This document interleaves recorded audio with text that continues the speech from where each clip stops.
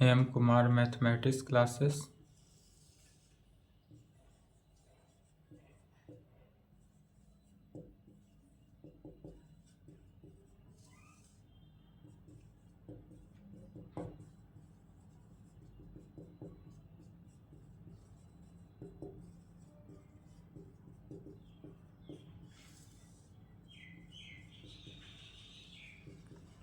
Lecture 5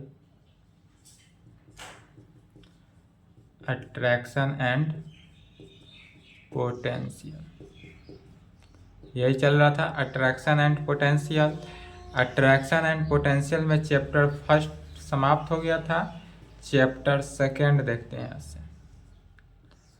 chapter second startup करते हैं। Chapter second में क्या है? Laplace and Poisson's equation.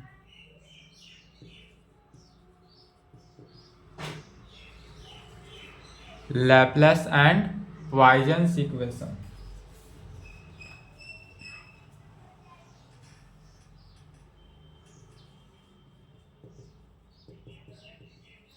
Definition and results. Laplace का देखते हैं डेफिनेशन एंड रिजल्ट की। लैपलेस थ्योरम क्या होता है, इस पर थ्योरम भी देखा जाएगा, इक्वेशन भी देखा जाएगा, प्रॉब्लम भी देखा जाएगा। तो यह जो है लैपलेस, यह आपने पढ़ा था जो पार्ट टू में वेक्टर में भी था। जिनका भागलपुर यूनिवर्सिटी है वो लोग का वेक्टर एनालिसिस में ही था लैपलेस, यहाँ नहीं पढ़ना है। तो इससे क्या करेंगे, सबसे पहला टॉपिक डालेंगे डेफिनेशन। पहला डेफिनेशन लिखना है वेक्टर ऑपरेटर। वेक्टर ऑपरेटर, और वेक्टर ऑपरेटर क्या? डेल। वेक्टर ऑपरेटर को डेल से डिनोट करते हैं, DEL। डेल, यह हुआ हमारा वेक्टर ऑपरेटर डेल। तो सबसे पहले वेक्टर ऑपरेटर डेल है क्या, इसके बारे में जानते हैं। वेक्टर ऑपरेटर डेल का definition, the vector operator del is the vector operator del is denoted by. तो वेक्टर ऑपरेटर डेल को कैसे डिनोट करते हैं, सो देखेंगे डेल इस प्रकार से दिए और इसको वेक्टर से इस प्रकार वेक्टर डेल कर दिए, या सिंपली डेल से भी डिनोट कर सकते हैं। एंड इज डिफाइंड बाय, और इसको डिफाइंड करते हैं कैसे, तो डेल इज इक्वल टू, ध्यान से देखेंगे, vector I into del by del x plus vector J into del by del Y plus vector K into del by del Z में। यही होता है defined by del is equal to vector I into del by del X vector J into del by del Y plus vector K into del by del Z में which is a vector quantity. और यह जो होगा कैसा quantity है, vector quantity. अब equation of del square, यदि del square दिया रहे उसका इक्वेशन निकालना हो, कैसे निकालेंगे,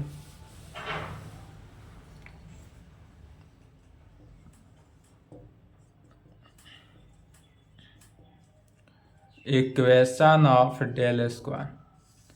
इस डेल स्क्वायर का इक्वेशन निकालना हो तो सबसे पहले वी है डेल स्क्वायर को इसे लिख सकते हैं del dot del into del. यह डेल स्क्वायर को डेल इंटू डेल के फॉर्म में, फिर डेल इज इक्वल टू कितना जानते हैं, तो डेल इज इक्वल टू चूंकि जानते हैं vector I into del by del x plus vector J into del by del Y plus vector K into del by del z, और dot product है बीच में, तो बीच में डॉट प्रोडक्ट किसका, फिर डेल को तो vector I into del by del x plus vector J into del by del Y plus vector K into del by del Z. फिर यहाँ पर अब वेक्टर डॉट प्रोडक्ट के डिफिनीशन से, वेक्टर में डॉट, वेक्टर को दो प्रकार से, डॉट प्रोडक्ट है, क्रॉस प्रोडक्ट। डॉट प्रोडक्ट से या 12th क्लास से ही पढ़ते आ रहे हैं तो क्या जानते हैं, vector I dot vector I is equal to 1, vector J dot vector J is equal to 1, vector K dot vector K is equal to क्या होता है 1। बाद बाकी जितने भी टर्म है, vector I dot vector J dot vector K dot vector आई जो होता है, यह सब का वैल्यू 0 वेक्टर होता है। तो अदर से मल्टीप्लाई करेंगे तो 0, आई को आई के साथ किए तो 1, तो डेल बाई डेल एक्स कितना हो जाएगा, del two del x square plus del two del Y square plus del two del Z square में। यही हुआ इक्वेशन। किसका इक्वेशन निकला, डेल स्क्वायर का। इसका याद रखेंगे, डेल स्क्वायर का यह टर्म निकला, इसको क्या करना है, याद रखना है। तीसरा डिफिनीशन में कहेंगे, इफ यदि v is equal to v x y z, या v जो है किस टर्म होगा, x y z, be the scalar point function which is defined and differentiable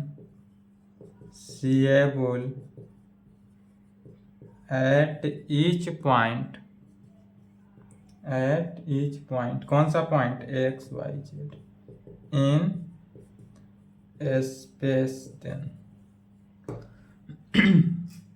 क्या कहेंगे, इफ यदि v इज इक्वल टू हमारे पास v एक्स वाई जेड हो, be the scalar point function which is defined and differentiable at each point x y z in space में, then तब क्या हो जाएगा, तो del two into V is equal to, del two में यदि हम v से मल्टीप्लाई कर दें, डेल टू इंटू भी, तो डेल टू के जगह पर यह वैल्यू है पूरा, del two del x square plus del two del Y square plus del two del Z square है इंटू भी से मल्टीप्लाई कर दिए, del two V by del x square, del two V by del Y square, del two V by del Z square.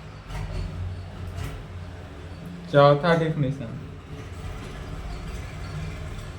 The equation यदि del two V is equal to 0 हो, यदि हमारे पास equation निकालते हैं del two V is equal to क्या आ जाए 0, date is del two भी कहने का मीनिंग क्या हुआ, del two V by del x square, del two V by del Y square, del two V by del Z square का value जो है किसके 0 के इक्वल हो, तब उस कंडीशन में इज कॉल्ड लैपलेस इक्वेशन।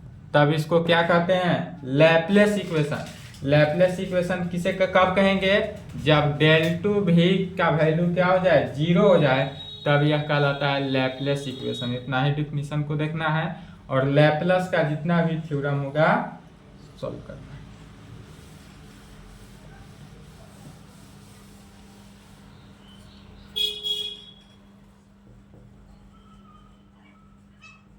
पहला थ्योरम देखते हैं,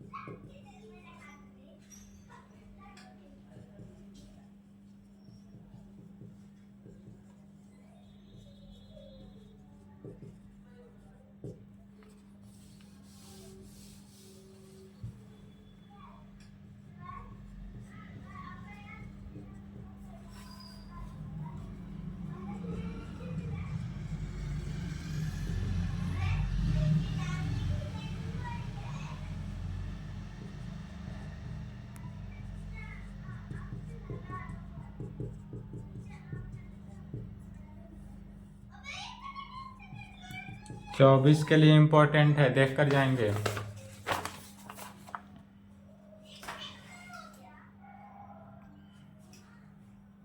या नहीं तो इस प्रकार से भी पूछता है।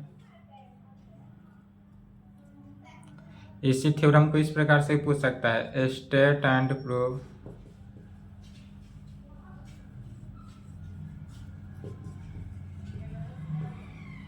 Laplace theorem. State and prove Laplace theorem, ठीक है। तो यदि स्टेट एंड प्रूव कहे तो यह पूरा जो लिखा गया है इसी को क्या करना है, स्टेटमेंट में लिख देना है। यह क्या हुआ, स्टेटमेंट ही हुआ हमारा। कह रहा है थ्योरम कि if V is the potential of an, आप समझे क्या कर रहा है। तो इफ यदि V is the potential of an attracting system at any point P x y z, यदि एनी पॉइंट हम P लेते हैं, जो पॉइंट P है जिसका कोऑर्डिनेट x y z में हो, और यह ऐसा सिस्टम पोटेंशियल है, यह जो V है यह ऐसा पोटेंशियल है जो किसको सेटिस्फाई कर रहा है, अट्रैक्टिंग सिस्टम को। यह अट्रैक्टिंग सिस्टम को लेकर चल रहा है। यह अट्रैक्टिंग सिस्टम किस पॉइंट पर है, तो एनी पॉइंट P जिसका कोऑर्डिनेट x y z हो, which does not coincide with any of the attracting particle।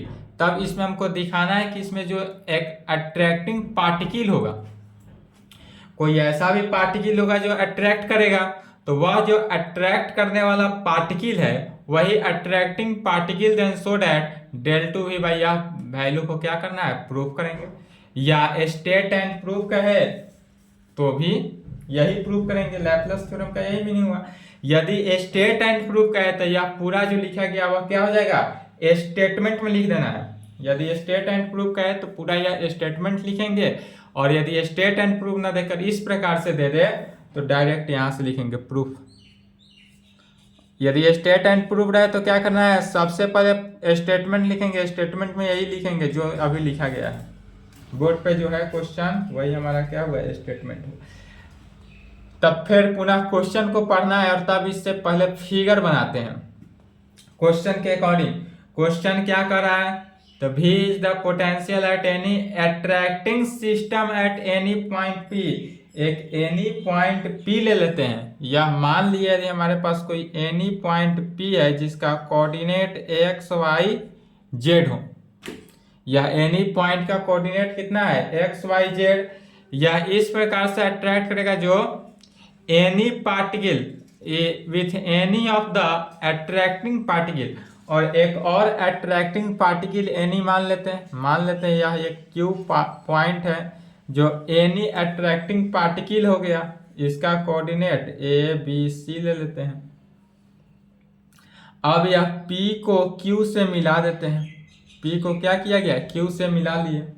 यह जो Q पर हुआ यही मास लग रहा है m, और यह P से Q का जो डिस्टेंस है यह क्या हुआ, R। डिस्टेंस कितना हुआ, R। और इस पूरे को रिजिड बॉडी के अंदर रख लेते हैं। यह क्या है, रिजिड बॉडी के अंदर रख लिया पूरा। तो कहेंगे जो फिगर बना है इसी को लिखते हैं, यह लिख लिए।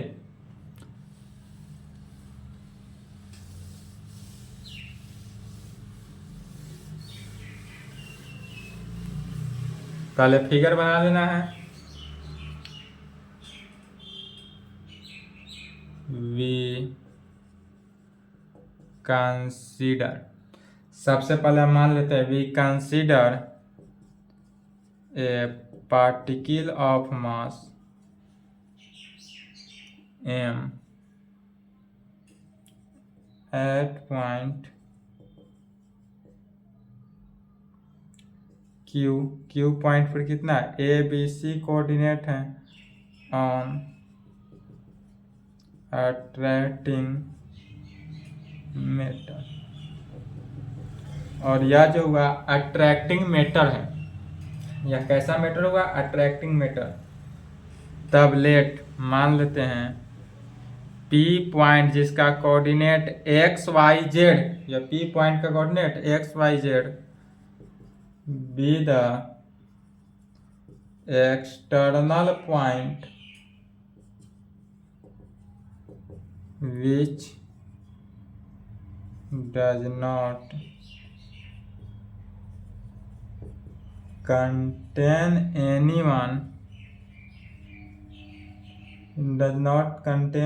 one of attracting particle of an attracting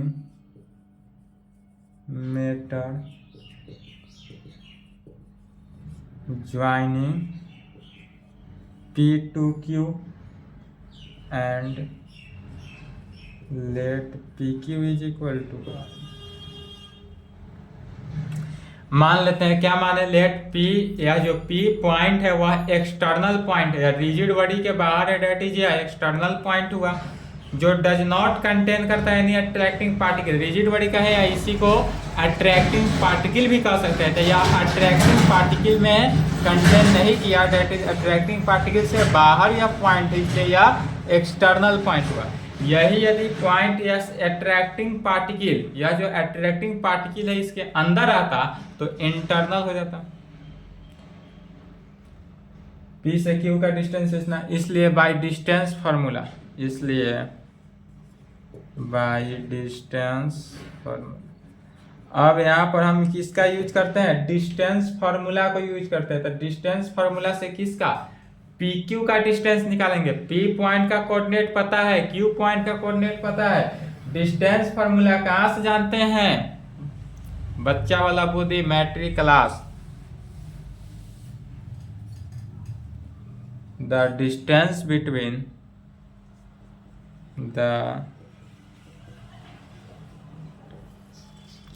distance between कहाँ से, P पॉइंट जिसका coordinate x y z and Q point जिसका कोऑर्डिनेट a b c हो, यह किसके इक्वल हो जाएगा, डेट इज PQ।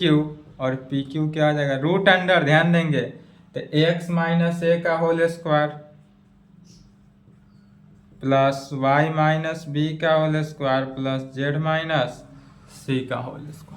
यह तो समझाने में दिक्कत नहीं है, दोनों तरफ क्या करते हैं, स्क्वायरिंग यदि कर दें, स्क्वायरिंग इन बोथ साइड। और PQ का वैल्यू कितना है, R है, इसका यूज करेंगे।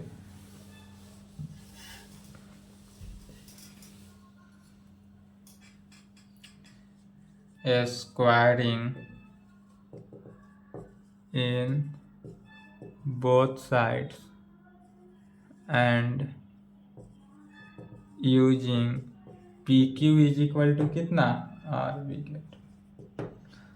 तो PQ के जगह पर R करेंगे, स्क्वायर किए तो क्या हो जाएगा, R स्क्वायर, स्क्वायर किए तो right hand side x minus a का square plus y minus b का square plus z minus c का होल स्क्वायर। और यह इक्वेशन 1 में कंटेन किया। अब जब स्क्वायर हो गया, अब इसी को क्या करते हैं, x के रेस्पेक्ट में डिफरेंशिएट करते हैं, partially differentiating partially with respect to x in both side. तो ध्यान देंगे क्या होगा, x के रेस्पेक्ट में था r स्क्वायर का डिफरेंशिएशन क्या हो जाएगा, twice r into del r by del x में del r by del x। Right hand side को देखेंगे तो x के रेस्पेक्ट में रहा है तो twice x minus a into x का 1 0 प्लस इसमें सब टर्म क्या हो गया, 0, 2 से 2 कैंसिल, अर्थात del r by del x का वैल्यू क्या निकला, del r by del x का वैल्यू निकल गया x minus a divided by r में equation 2। Del r by del x का वैल्यू यह निकला। अब कहेंगे इसलिए potential at P due to particle of mass m at any point Q, यह जो एनी पॉइंट Q पर निकाला गया, इस पर पोटेंशियल निकालना है, किसका, ड्यू टू P से।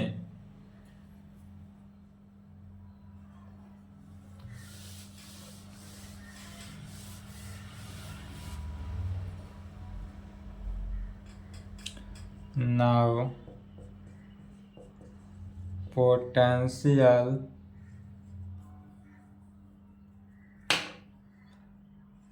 at P due to particle of mass m at point Q where जहाँ PQ is equal to are.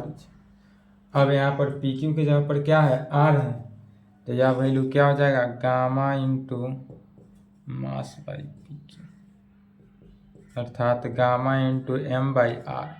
PQ का वैल्यू कितना रख दिया गया, R रख दिया गया। इसलिए देयरफॉर क्या कर सकते हैं, इफ भी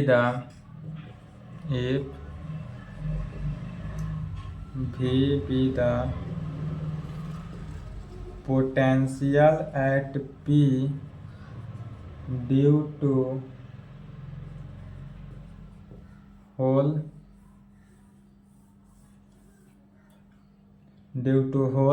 attracting matter,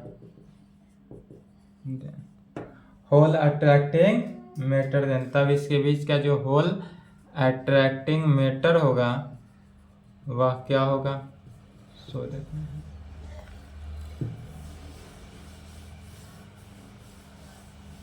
तो इसके बीच का जो होल अट्रैक्टिंग मैटर हुआ यह हो जाएगा V is equal to sigma के फॉर्म में, sigma V is equal to sigma gamma M by किस में, R में, is equal to sigma gamma M into 1/R, equation 3। इसको फिर डिफ्रेंशिएट कर देना है, differentiating partially with respect to x in both.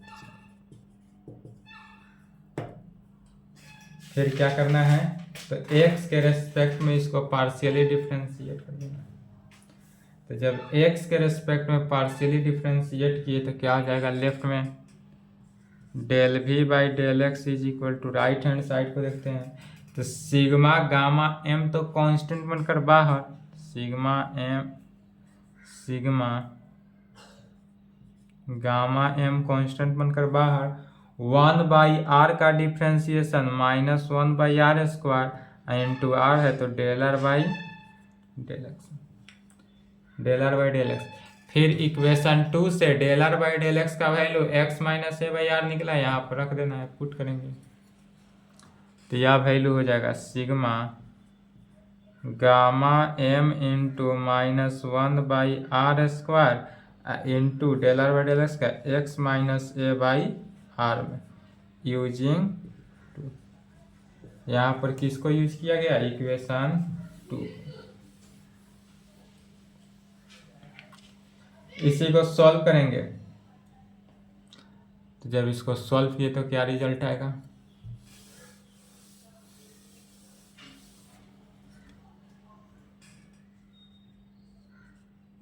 Del V by del x is equal to,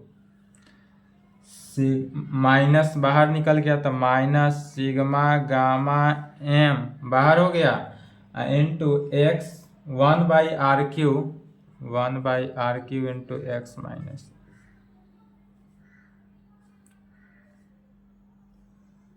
अर्थात del V by del x का value क्या निकला, minus sigma gamma M into x minus a, R के power ऊपर गया तो -3 R³ हो जाएगा।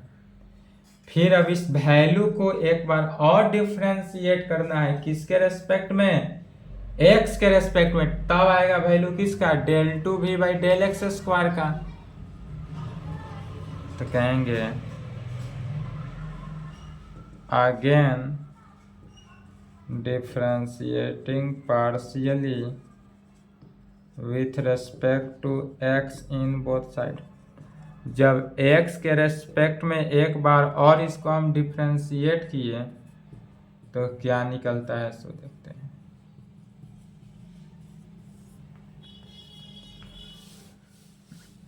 तो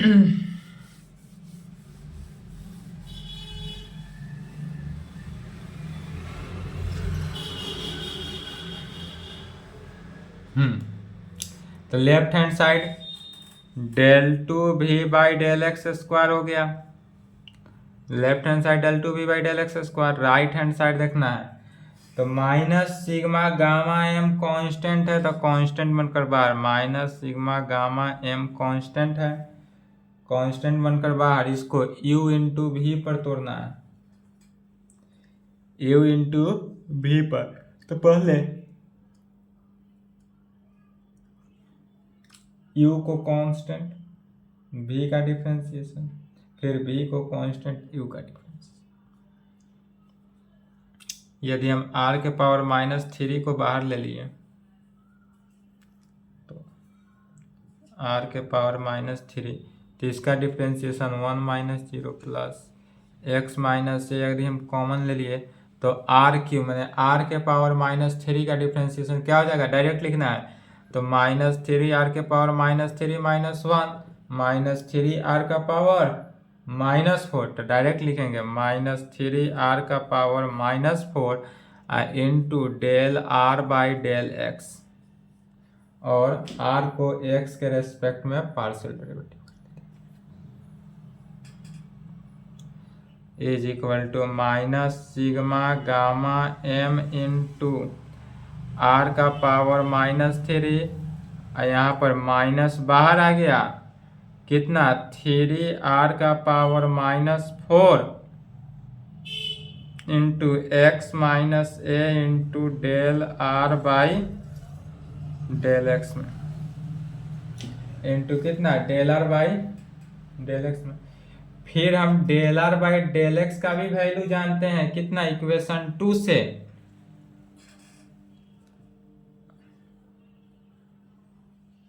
इक्वेशन 2 से। तो हो जाएगा minus sigma gamma m into r के पावर -3, तो इसको डिवाइडेड में r का पावर 3 -3 डिवाइडेड बाई r का power 4 into x minus A into यह वैल्यू कितना होता है x minus A by R में। यही था इक्वेशन 2 को देखना है, इक्वेशन 2 में x minus A by R था, that is minus sigma gamma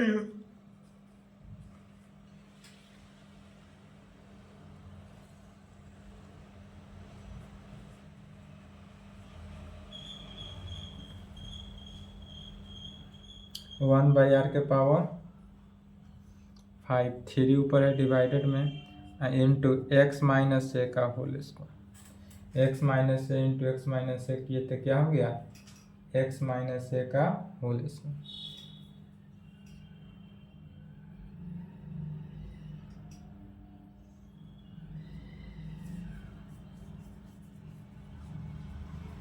और यह किसका वैल्यू निकला, del two V by del x square, इसको इक्वेशन 4।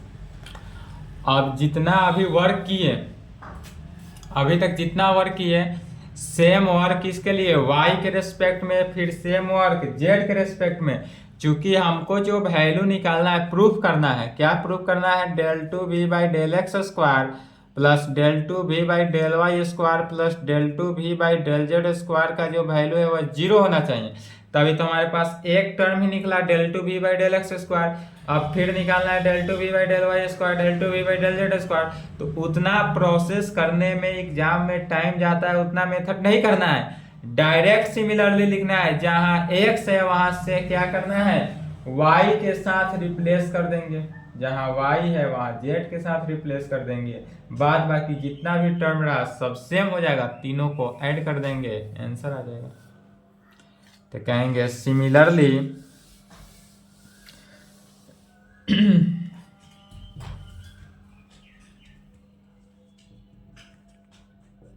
सिमिलरली इसी प्रकार डिफ्रेंशिएटिंग, किसको डिफ्रेंशिएट करना है, इक्वेशन 3 को partially with respect to y and z respectively, y और z के रेस्पेक्ट में करना है in both sides in 2 times v के। एक बार नहीं डिफ्रेंशिएट करना है, कितने बार? 2 बार डिफ्रेंशिएट करना है। तो जब 2 बार डिफ्रेंशिएट किए तो क्या आएगा सो देखना है। तो del 2v by del Y square का वैल्यू निकलेगा और एक बार में del 2v by del Z square का वैल्यू निकलेगा। तो सबसे पहले यदि del 2v by del x square हमारा निकला इतना, तो डेल 2v में भी minus sigma gamma m into 1/r³ minus 3/r का पावर 5 तो रहेगा। यहाँ पर जो x का निकला है, यहाँ पर x के जगह पर कितना हो जाएगा, y हो जाएगा, y। और यहाँ पर a जो है, a के जगह पर कितना b, तो y माइनस b का whole square minus sigma gamma m into 1/r³ minus 3/r का पावर 5 z माइनस c का होल स्क्वायर। बस इतना ही का अंतर हुआ, डिफरेंट जो हुआ सिर्फ इतना। इक्वेशन 5, 6 हो गया। अब यहां से क्या करना है, तीनों को ऐड कर देना है। किसको? 4, 5, 6 को। Adding 4, 5 and 6 we get. यदि 4, 5, 6 को हम ऐड करते हैं तो left side del 2v by del x square, del 2v by del Y square, del 2v by del Z square is equal to left hand side. तो ये हुआ। Right hand side में ध्यान देंगे क्या कॉमन आ रहा है, तो माइनस सिग्मा गामा m तीनों में है। तो जब तीनों में है तो पूरा तीनों को कॉमन ले लिए, तो माइनस सिग्मा गामा m क्या हो गया, कॉमन वैल्यू हो गया। यह जो वैल्यू हुआ कॉमन हुआ, कॉमन लिए कॉमन। 1 फर्स्ट टर्म को देखना है तो 1/r³, 1/r³, 1/r³। तो जब तीनों को ऐड किए 1/r³ plus 1/r³ plus 1/r³, तो यह क्या हो जाएगा 3/r³ में।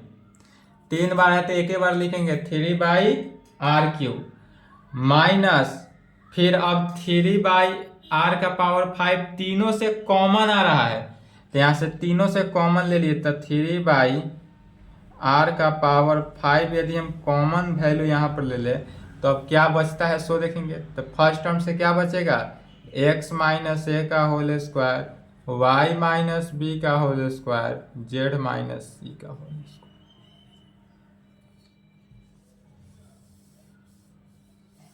यही टर्म बचा।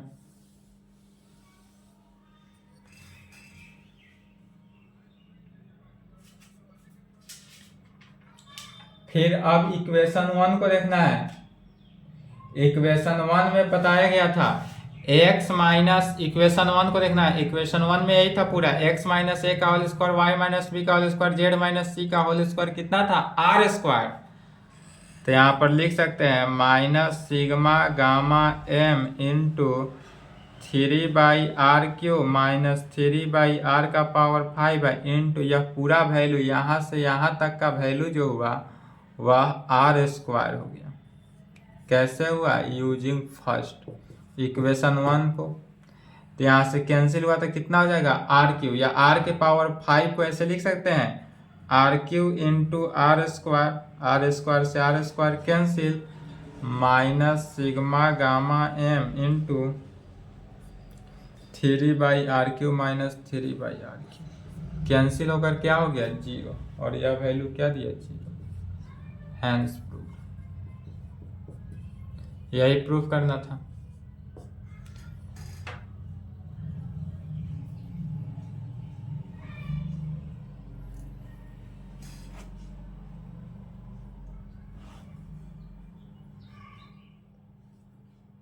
चलिए लिख लिए। अब इसी में कह सकते हैं, इसको इस प्रकार से लिखा जा सकता है। थ्योरम समाप्त हुआ, यहीं तक लिखना है। थ्योरम पूछे यहीं तक लिख के स्टॉप कर देंगे।